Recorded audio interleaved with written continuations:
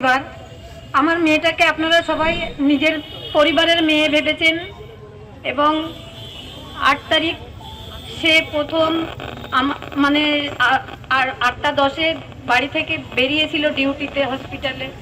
আমি জানতাম না সেদিনই যে ওর লাস্ট ডিউটি বেরোনো হবে এবং রাত্রির 11টার সময় আমার সাথে শেষ কথা হয়েছিল। তারপর আর আমার সাথে কথা হয়নি।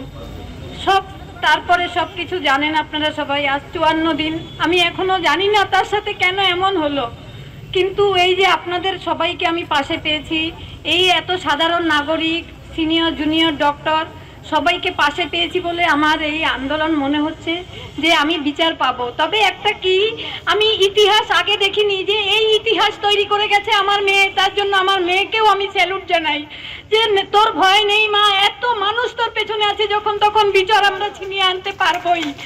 আর আমি কিছু বলতে পারবো। বাংলা হাটের আরও খবর দেখতে